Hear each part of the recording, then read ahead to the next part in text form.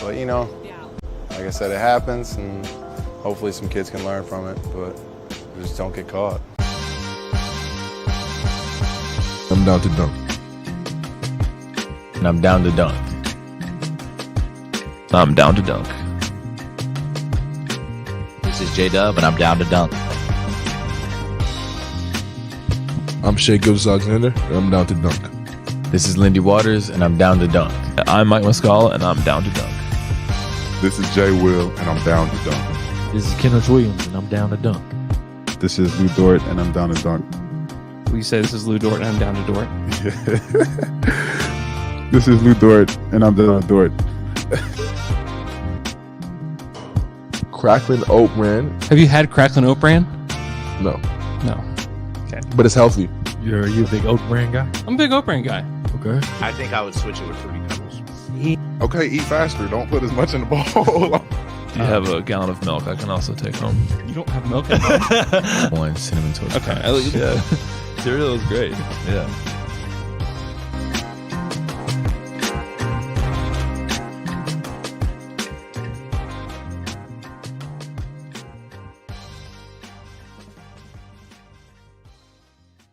Welcome to Down to Dunk. I'm your host, Andrew Schlecht. We're part of the Athletic Podcast Network.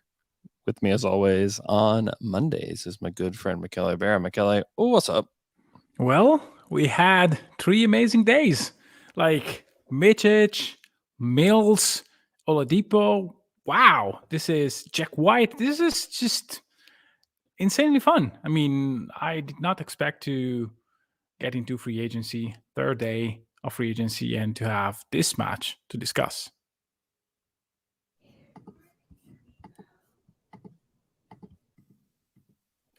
Oh my gosh. Okay, sorry. I'm gonna have to redo all of that here live on YouTube because my whole board just shut off and now I'm back on.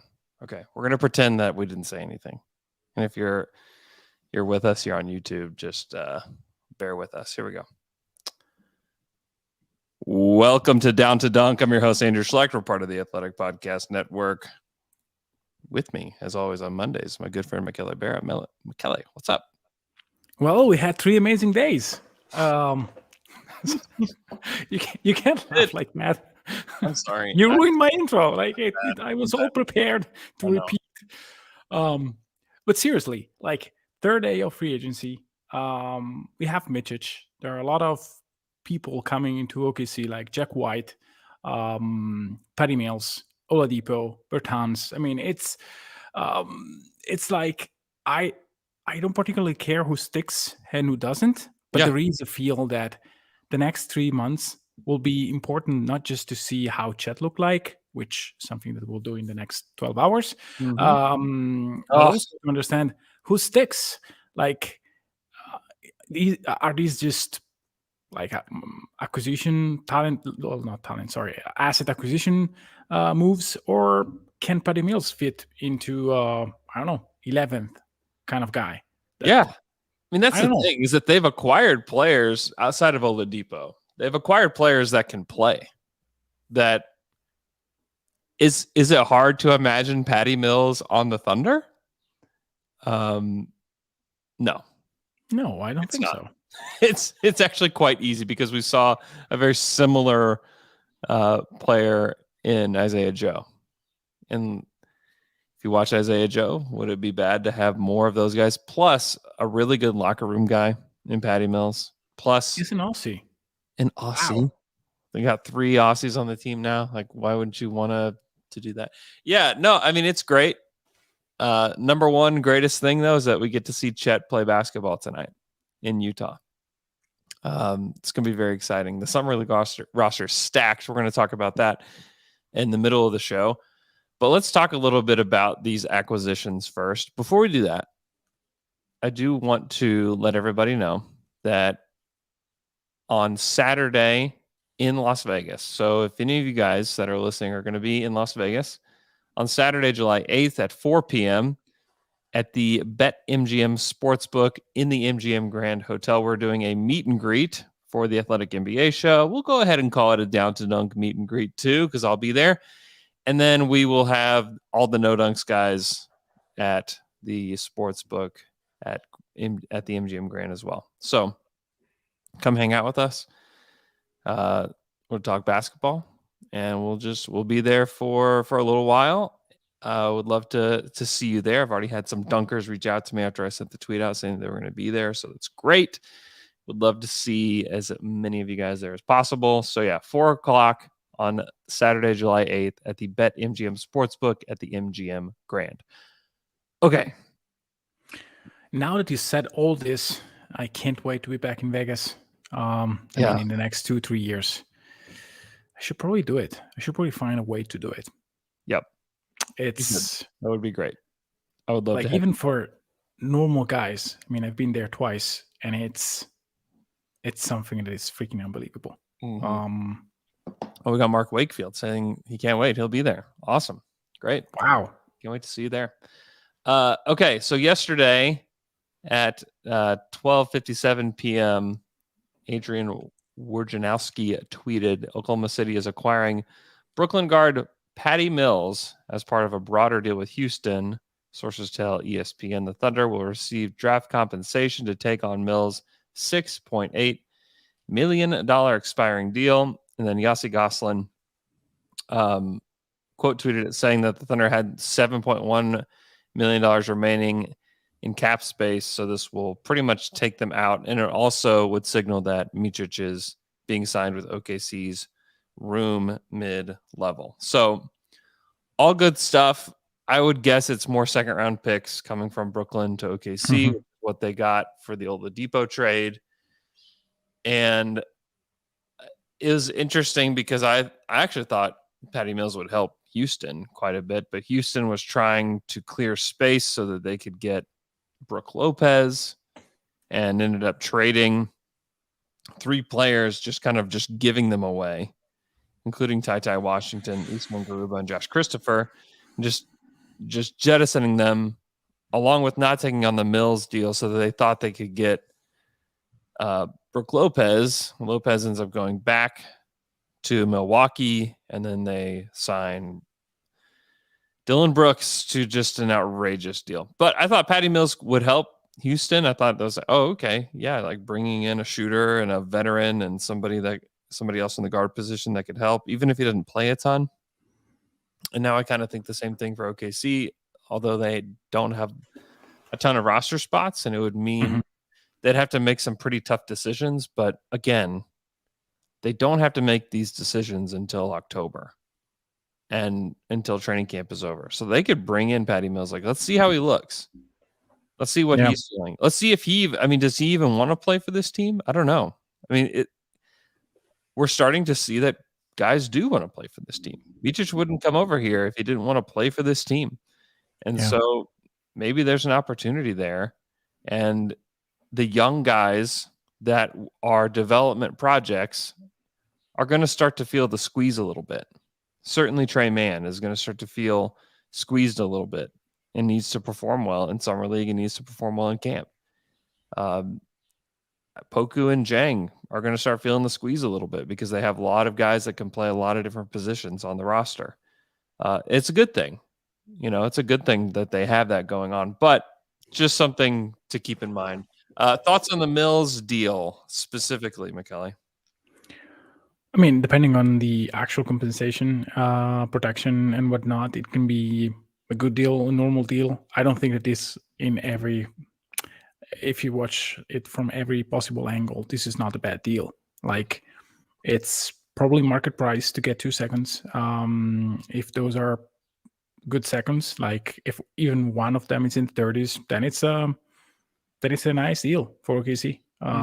So I think that if you can put good veterans around a young team, and Patty has been in very good spots, like he has been in San Antonio for such a long time. He knows how to be around a very high level winning team. And if he wants to stick, then it's even a better one.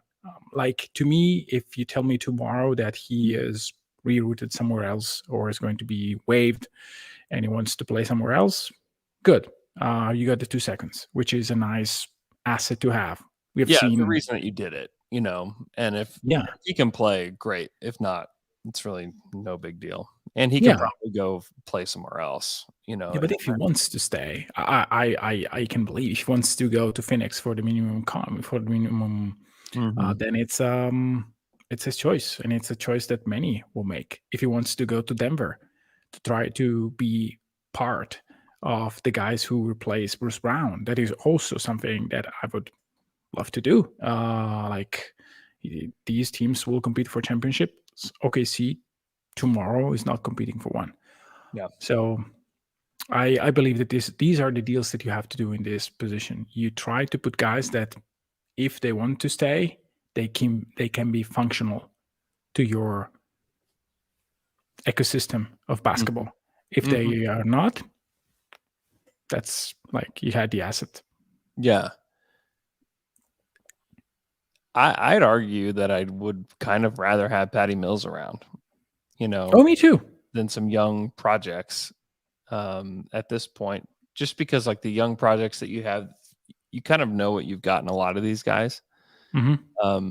Also, they're expiring, and I just wonder, because they've got over 35 million in expiring contracts now, and I just wonder if having those expirings around the deadline are just going to be really valuable with teams wanting to avoid the second apron, with teams that maybe discover that they're paying a ton of money for their roster and need to get out of some money, where the Thunder can be like, hey, we've got, take your pick of expiring contracts. All you have to do is give us back a first round pick. And then we're good to go. This is how the NBA actually used to work back in the day, is that expiring contracts were valuable. For a moment, just a brief moment, when you mentioned the 35 million, I said, oh no, Andrew is drifting. He's drifting towards the bottom. No, it's still accumulation mode. I think just for a split of a second. Yeah. 35 minutes. Wow, he's getting there. Wow. I don't think so. Unless some crazy opportunity presented itself. Let's go crazy. What's the crazy opportunity? Come on. Let's dream for a second. No one will remember. We're just in a safe place. Know. I mean, if Toronto was just like, hey, just all we need is like a first and like one of your young guys back to get Pascal Siakam.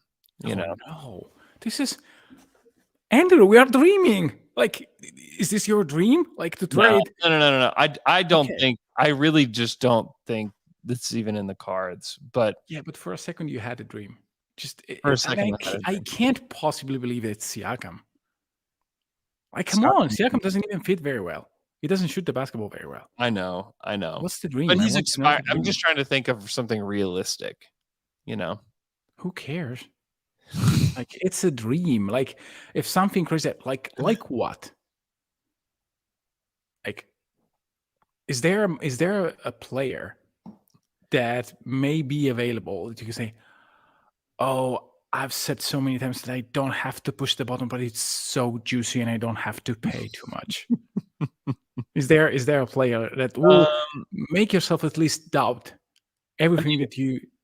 What I would want more shooting is what I would want. So in that way, like, Siakam doesn't make sense. Also, he's expiring. I mean, you're not going to re-sign Pascal to the deal that he wants. No. So that one is kind of out. I mean, I don't even know. I'm not good at this anymore. I feel like I used to be really good at this for the Thunder, but now I'm like, okay, well, now we know what is and isn't realistic. I'm just trying to think of like who's desperate. Like what team is desperate, is not going to be as good as they think they are, and is going to be desperate to get off of money.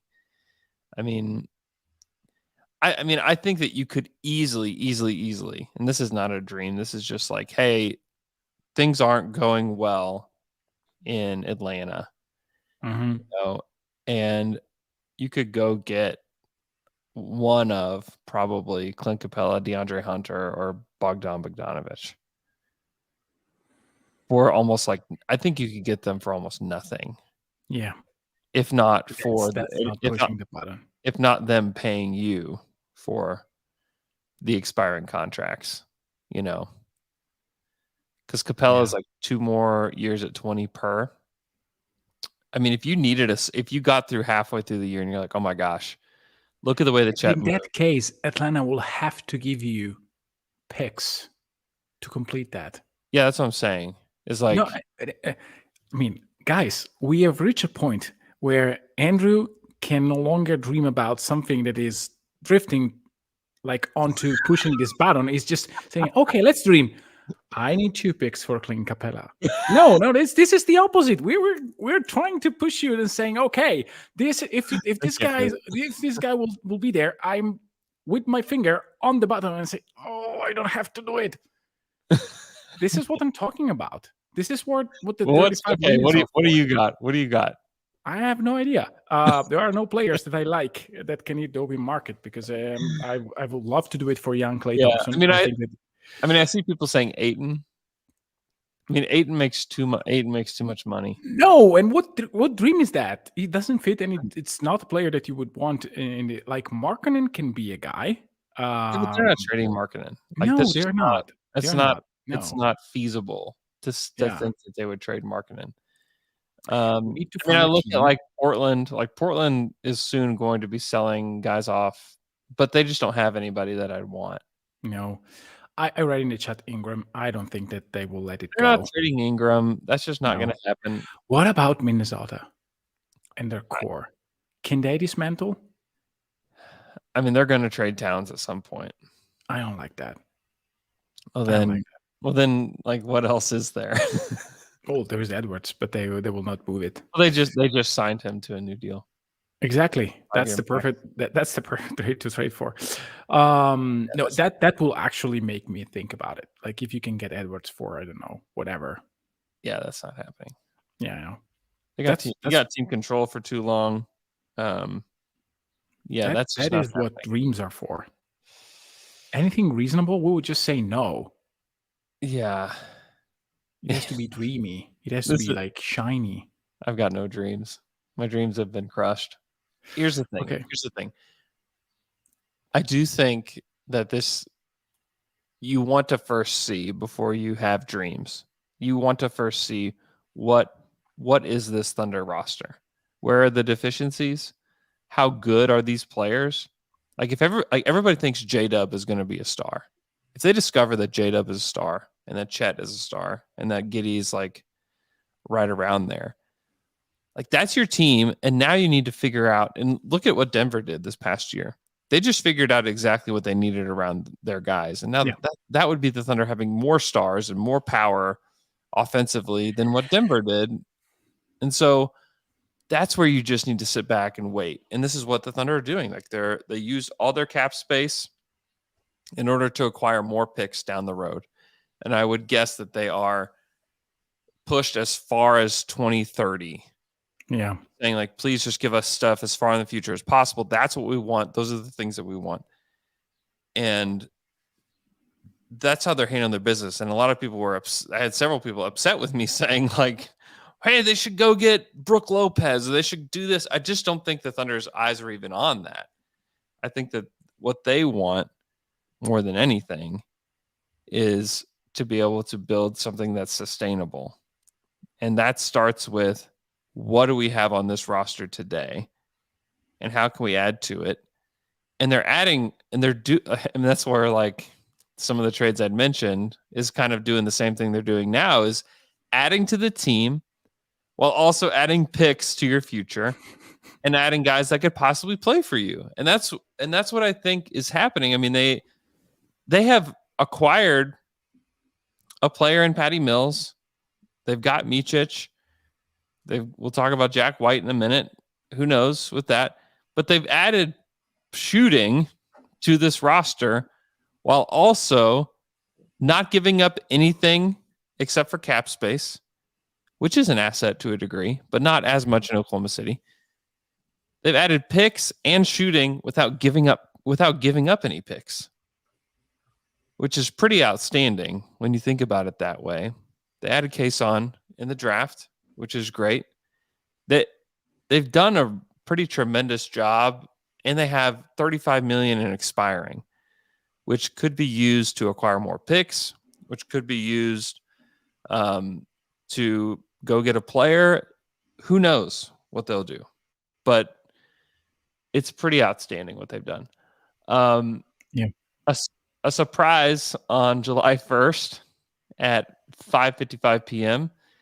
Our own Shams Charania tweeted, Australian forward Jack White has agreed to a 2-year deal with the Oklahoma City Thunder. Talks about his agent and then negotiates the deal to bring the former Nuggets two-way wing to OKC. From things that I've heard, take this for what it's worth. It's a 2-year deal that consists of a team option on year 2 and a partial guarantee on year 1. So to me, this is not necessarily the Thunder saying we want to have Jack White on the roster next year for sure. I think it's, hey, come in to camp. Let's get you in there and see how you play. I think he's a great personality-wise. I think he fits great from what I've heard about him. Good locker room guy, a guy they would like to just have around as a good personality, but a wing that could help in situations, but more of like into the bench guy, and also a contract that I think could be easily cut, similar to like what Frank Jackson was a few years ago, where a lot of people thought a lot of Frank Jackson and had this 2-year deal, but it's just you can just cut it completely pretty easily. So if it's a partial guarantee in year 1, it may be like something where if you are with the team after the first day of regular season, then your contract becomes fully guaranteed for the year, something like that. Or even later. I mean, there are contracts. These are not very common because they're very penalizing for players, but there are like contracts that have full guarantee date after a few months of regular season. If I remember correctly, the one with Frank Jackson had a first day of regular season kind of thing. These things are, I think, the right use of time and resources for OKC. Like, you have a player that he is athletic. He's a really good dunker. He proved in last year's G League season that he can be a bit of a shooter. He is good enough from the free throw line. So you have a well-rounded wing that is about 6'7", I would say. And he can play a similar role of Kenrich, like a glue guy, connective tissue, a guy that, again, was good enough in blocking shots in the NBL. I don't remember from the top of my head the G League stats in terms of defense, but he's a guy that, hey, works hard, competes. Similarly to not having enough playmakers, you really are going to use guys that are 6'7", 6'8", on your bench that can defend, can maybe defend 2-3 positions, can hit an open shot, and can play defense. If you collect playmakers and versatile defender who can be guys that make the extra pass, that don't stop the ball. So if you mix those two types, you have a very flexible roster. And again, he's in the same mold of Aaron Wiggins, Kenrich. Can he be better than them? We'll see. Again, it seems that over the past 3 podcasts, I'm going to be the new Aaron Wiggins hater. I'm not. I'm just going to state the fact that there are a lot more players that can play the similar role that he had last season. And so it's going to be tricky. If he beats them all, this is an awesome news for both OKC and Aaron Wiggins. But he has competition for that spot and for those minutes. I asked Adam Mares at DNVR about Jack White and just his overall thoughts on him. He said he's got tools to be a stretch 4 kind of guy, similar to like what you said about Kenrich, but he's a role player, like 7th, 8th, or 9th guy, but competes at a really high level, can switch some too on defense, which is good. He's got some tools. He said there are reasons to believe that he can be a shooter. That hasn't really manifested itself in game a whole lot yet, but this is it's a swing on another like role player that's got good enough size and can play, and this is kind of what the Thunder are leaning toward, like play small ball. Jack White is like a small ball 4. Yeah. And switch onto some threes.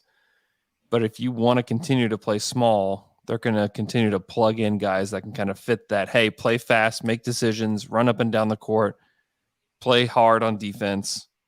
That's the kind of guy Jack White is. And so I think it's a good swing. Again, I also believe that the way the contract is structured, that he could be easily let go if need be. Mm-hmm. If like Trey Mann or somebody like shows out in summer league and plays really well, it's like, okay. Or Jeremiah Robinson Earl is like lights it up 3. And you're like, oh, okay, like he's clearly improved. Yeah. Enough here. Or maybe JRE and Trey just don't look like they made any progress from last year and they're about the same. It's like, okay, well, we're going to cycle in 2 other guys instead of them onto the roster and try these guys out. They're just, the Thunder are giving themselves options. If the league allows you to carry 20 players on your roster throughout the summer, why would you not carry 20 players into camp? Yeah. They want to have a look at everybody. I mean, and if they allowed them to have 30 guys on the roster, you better believe the Thunder would have 30 guys on the roster right now. If they make sense, yes. And they will be paid. They will take chances because it's clear that probably this will reduce the choices that Jack White has for next season. But still, I mean, this is a good deal. By the way, I watched yesterday this GD. I look at the stats and I do remember they were so good.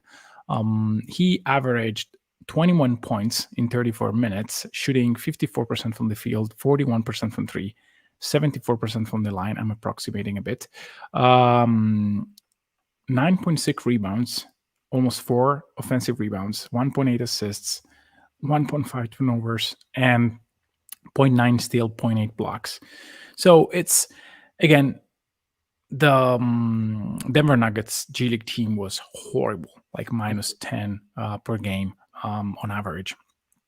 So it's not that, sorry, these stats means a whole lot, but like to be able to shot 41% from 3 on almost 5 attempts in 14 games is better than nothing. So I can see why you can think about him having a potential to be a shooter, and like, why not taking a chance on a guy like that? Yeah. And on top of that, Josh Giddey thinks he's good. So that's Josh great. Giddey has been active on Twitter lately saying that he thinks Chet's going to be the rookie of the year, that Jack White can play. Yeah, it's great. It's options. It's like good options for the Thunder down the road. And we'll see. Okay, let's take a quick break. When we come back, we'll talk about we'll do Summer League preview, talk about the roster, talk about what's up with Kason, talk about Utah and Vegas right after this. And we're back after that quick break. The Thunder released their Summer League roster a couple days ago. It includes Jared Butler is on the roster, who held the 2-way spot for the Thunder last year. Usman Jang, Tanner Groves, who played at OU. Obviously, Chet Holmgren, Keontae Johnson, second-round pick of the Thunder. Hunter Maldonado, who played at Wyoming. Trey Mann is on the roster. Caleb McConnell, who played for Rutgers.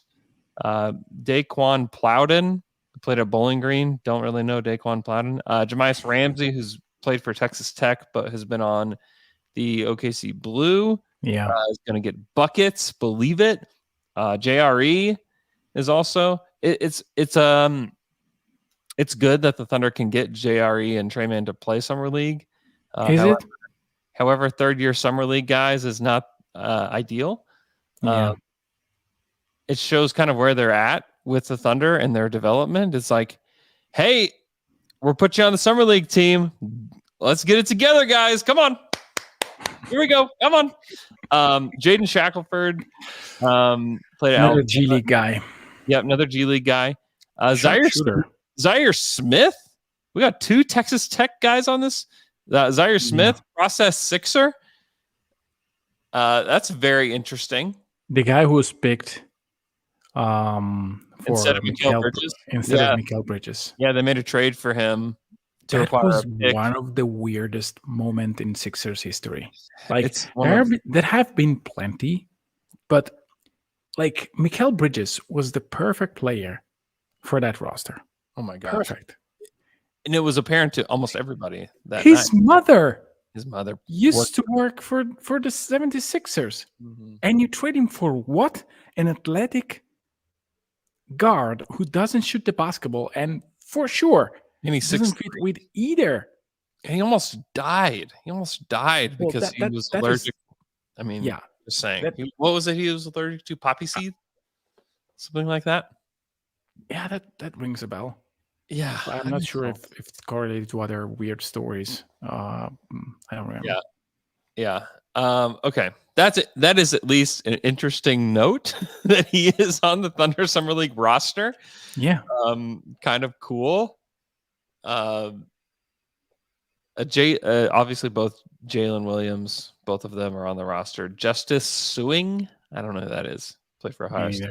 And then KJ Williams, just to give the Thunder another Williams, who's a 6'10" forward from Louisiana State. I don't.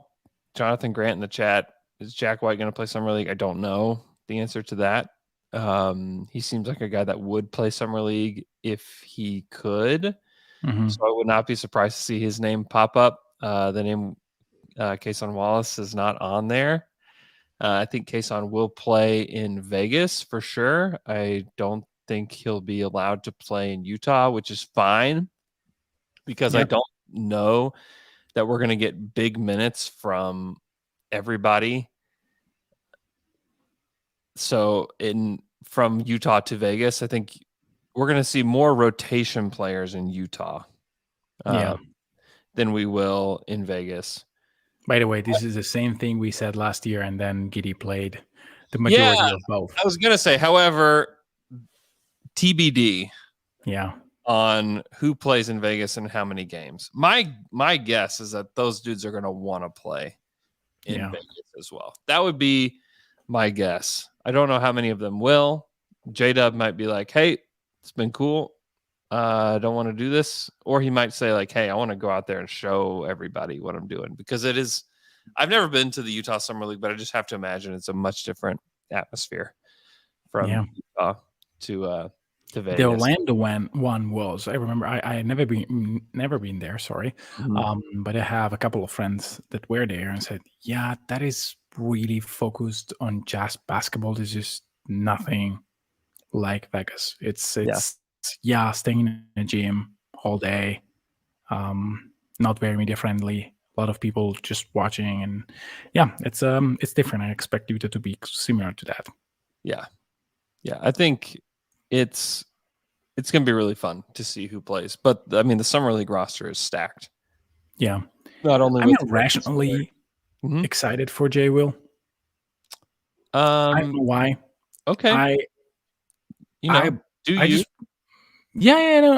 of course, Chet is the main point of emphasis here. J-Dub. J-Dub and yeah, I know, but Jay Will, I feel that Jay Will can give you the best emotions on the court in terms of being excited to be there, just being the man in Vegas. Because I thought that last year, I mean, I didn't even remember him, to be honest. Yeah, it was just silent, and I feel that this year he has more of a role, more of a character, and the booms, the fact that he can take charges, it will just be like great to watch. Of course, Chet is the story. Everyone wants to see Chet on the court, and everyone wants to see like Chet and J-Dub play together. Yeah.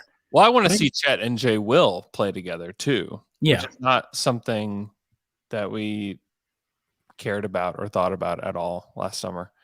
I do think that they have a skill set that kind of matches up a little bit if Jay Will can hit, spot up threes like he did last year. If he can do that, that's an interesting pairing there because of the passing that exists from Jay Will. I mean, people forget in a play-in game in a high-pressure environment, 10, 8, and 8 from Jay Will, and hit and a couple of booms. Hit and a meaningful boom at that down the stretch of that Pelicans game. He was really good. And I think people certainly underrate him in what he can be moving forward.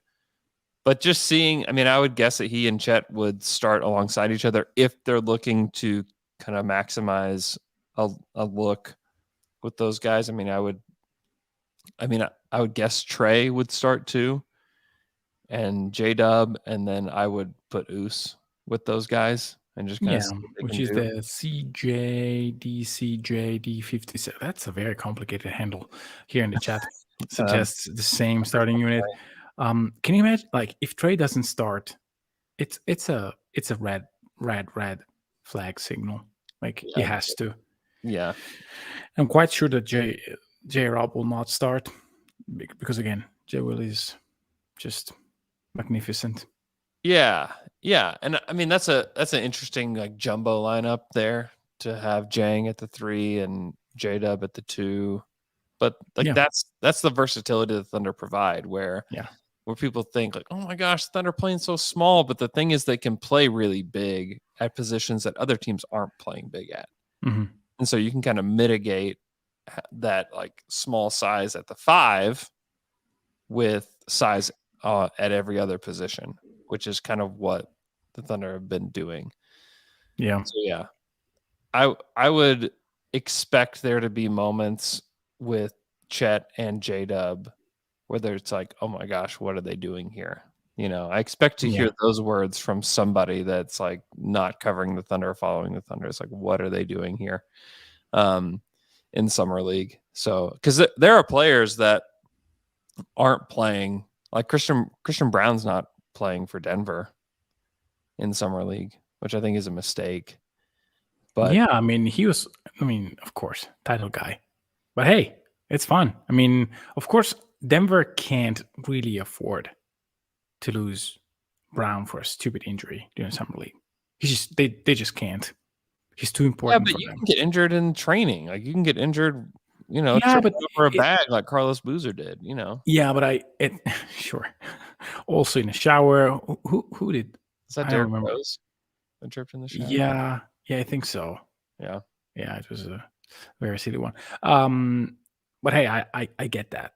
I get that he and team said, okay, you can go there and have fun, but to be honest, we just want to preserve you because we just lost our insurance card off the bench, and to be like, they didn't replace him.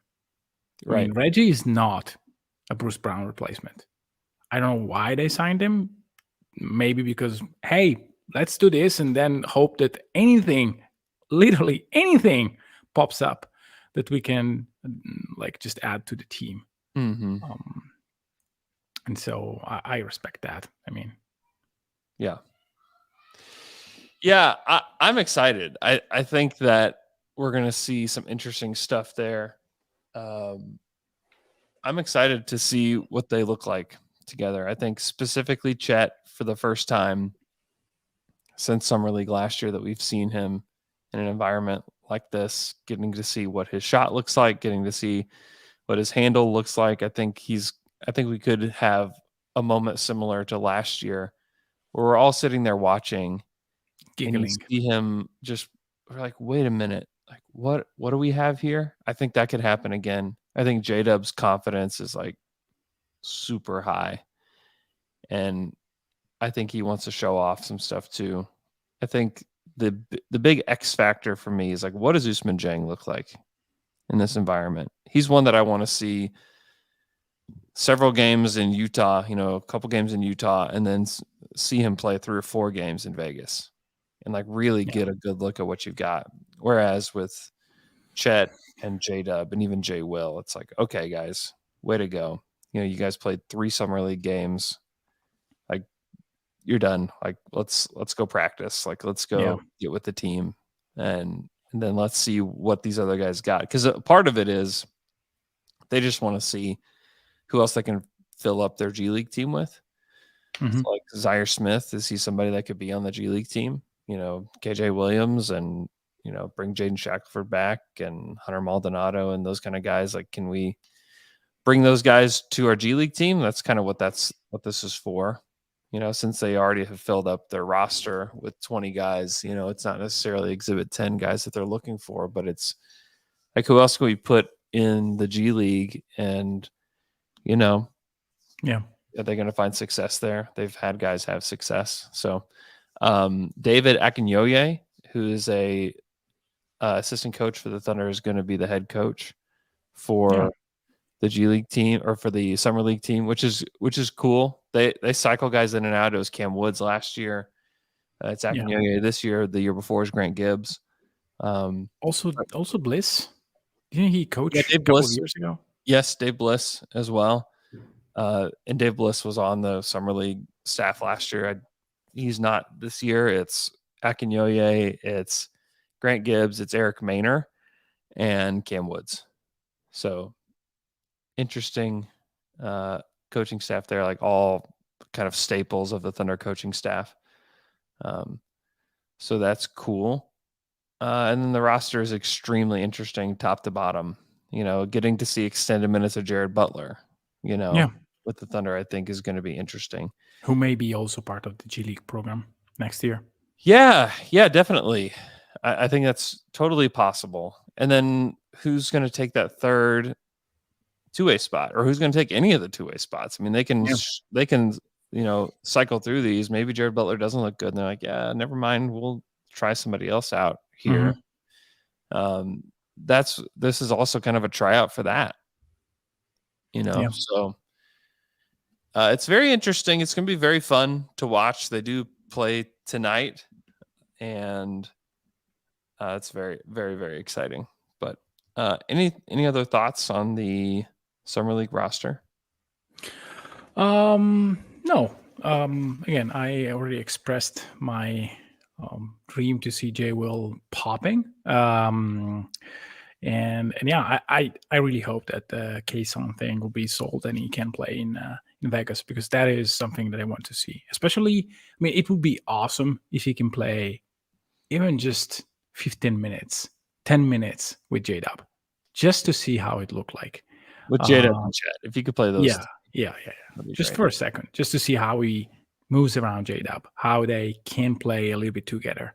That would be very interesting to me. And if he's just playing with J. Will in Vegas and Oos, great as well. I think there is a ton of value there as well. Jack White, again, I really hope that he plays as well in Vegas, because, I mean, when you get to game 5-6 in Vegas, you need to see some fresh leg and see some guys that are actually competing and not just the last 5 guys of the roster, which is really not entertaining. Mm-hmm. Yeah, without a doubt. It's useful for the team and for the G League environment, but not really for anyone else. Yeah. Excited to see that Chet is 208 pounds and that Oos is 220 pounds.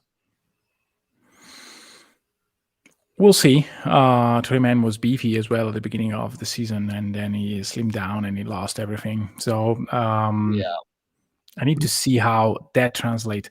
Like, weight is very important, but I really want to see from Oos, for example. I want to see how he uses his body, no matter of the weight. Like, yeah, he could look like a rock, but if he's still going to avoid contact, it doesn't matter. Yeah, exactly. And if he does that just on offense, but defensively is more physical, then it's already an answer. Because even, like, we don't remember, but Oos was mainly a defensive prospect in NBL with some nice things offensively, but he was not, again, similar to Rupert, he was coached by a guy who is a defensive first kind of guy. And I remember watching him and discussing it with you. Like, it seems that there are 2 players, one that plays defense and he's very aggressive. He is diligent.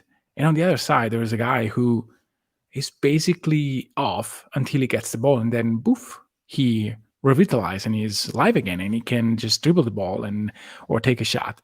And And so I really want to see if defensively, granted, Summer League is not really a place where you can play Yeah. defense. But Chet was really hard defensively. Like playing really hard last year. So I want to see that from Jang in the first place. And then offensively, I need him to take a little bit of an aggressive offensive role. He can take possessions after possession. He did it already in garbage time with OKC. I want to see him commanding possessions and be aggressive with those, decisive. That is something that if that happens, if this is the version of Jang that we get, then this becomes really interesting. Mm-hmm.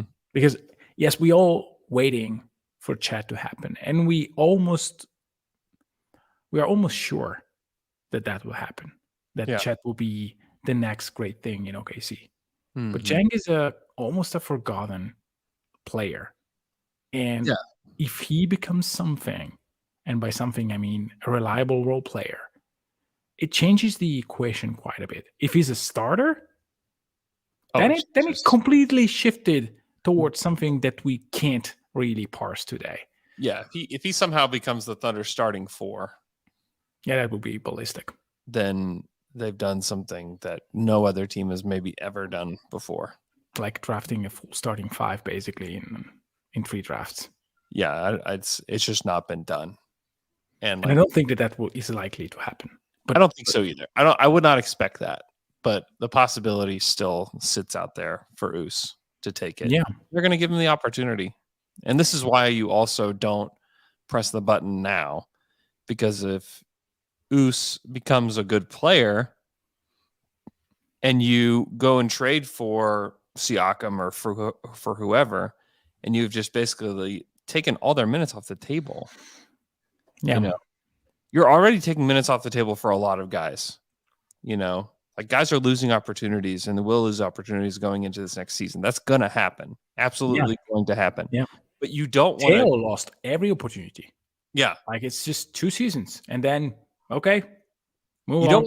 You don't want to cut somebody's legs out from under them before they have a chance to really do something. You just don't want to do that. And I don't think the Thunder want to do that either. And this is going to go slower than what some people are comfortable with. And that's just going to have to be okay, because like patience is going to be key to building a contender in Oklahoma City. You don't want to make that trade this year, and you may end up being like Cleveland, which looked great in the regular season, but then when you got to the playoffs, like those guys didn't have the eye of the tiger. They didn't have everything they needed to win. They couldn't beat a Knicks team that was just okay. Like that Knicks team wasn't some great shakes. Like they were just okay. And they absolutely did not look ready for the moment. And so you don't want to push the button when they're not ready for the moment. Like, let's first see, and this is what I would be my guess as to what the Thunder want to see before they push the button, is can we see that these guys have it? Yeah. Jay, Giddey, J-Dub, Chet. Let's see that they have it first and aren't looking at one another like, okay, who's going to do this? But like, no, like we've got this. That's what that Thunder team did before when they played against the Lakers. There was no doubt in anybody's mind after that series that they had it. And so it's time to go. And now watch what they're doing. They're acquiring so many more picks. They're acquiring so many ways to get these guys that they didn't have in the first go around. I mean, the stack of picks is getting taller and taller whenever it's time. Say, okay, now we know for sure we need a 4 that can shoot. We need this guy that can defend off the bench. We need this. We need this. We need this. It's like basically they're going to be able to have a shopping spree because they're going to have more young guys coming in. Also, I just wonder if you want to have expirings and just space, because you're going to possibly draft 2 or 3 guys next year to come in. Yeah, and Andrew, one other thing that I was provoking you at the beginning of the podcast, and you definitely passed the test of a true Thunder plan believer, which is you really pass it with A+, great. But also, like, even if Edwards was on the table, for little or a few assets, or maybe even like one of your young guys. To me, like today, it's unlikely that Chet and J-Dub are going to be better than Edwards in 3 years. But Yeah. can you say with certainty that they will be not? Like it's also important to understand that even if the next CBA is not going to restrict OKC to sign all their guys, it's still important to keep the spending under control. And these guys, if they play the same way they did in their rookie season, Yeah. they will be maxed out or close to that. Yeah. And so also this part is going to be important to keep in mind. And that is why you explore at least for another season. And if they are ready, believe me and believe Andrew because he has the same opinion, they will go for it. If this team shows that they can compete to the highest level in the Western Conference, win 46-48, battled in the first and the second round, and look ready to be the next great thing, and there is a lack of physicality at the four that they can't, like they try to put J-Dub on Aaron Gordon and he destroys him. Yeah. Or something like that. Or Anthony Davis and he just dismantle him. Then they will think to address that. Yep. If they find the right guy. Mhm. And maybe they will not find the right guy immediately. Denver used Jeremy Grant, same prototype of the Aaron Gordon player. And then they found Aaron Gordon. Controlled, right price, right moment, no rush. Mm-hmm. Yeah. I'm sure, and then I'll let you go.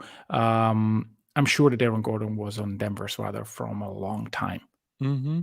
Prying him away from Orlando a year before was probably too costly. Said, okay, there was a cheaper option here. Let's try Jeremy Grant. It cost us very little. We try him out 1 year, and if it's great, good. So be patient, be like looking forward to what you really need, and then try out. And this is something that OKC can do with all the assets and the time. Yep. No question. Yeah. Spot on. I think that's the direction that this is all heading in. And I know that we can get kind of caught up in other things, and especially all the picks and expiring contracts. You can definitely imagine something happening there. And I'm not saying like that's completely like a 0% possibility. I would just say like the odds are very, very, very, very low that something like that happens. And it's more about the assets acquired and the flexibility than it is about necessarily trading for somebody else that makes a lot of money. Like Tyler Hero is being mentioned in the chat. Like, I don't think the Thunder are going to be in the market for Tyler Hero. I would expect that to be an absolute no on that. I mean, they just acquired a guard in Kayson Wallace. They have several guards on the team they want to develop. Tyler Hero, if you acquire Tyler Hero, it's like you're basically cutting out Kayson's role. Like, that's not going to happen. So you just have to think about it. Like, what have they done? And how can you accentuate what these guys do? And if there's a trade out there for a player that perfectly accentuates what they do, that is on the timeline, then sure. Otherwise, I just don't think it's going to happen. Okay, I got to go. Thanks so much for listening. Hope you guys have a great day. We'll have more content coming to you guys this week. We will have content from Vegas for you as well. And come hang out Saturday, the 8th at 4 o'clock at the MGM Grand at the Sportsbook. If you're going to be in Vegas, come hang out with us there. Hope you guys have a great day, and we'll talk to you guys again on Wednesday.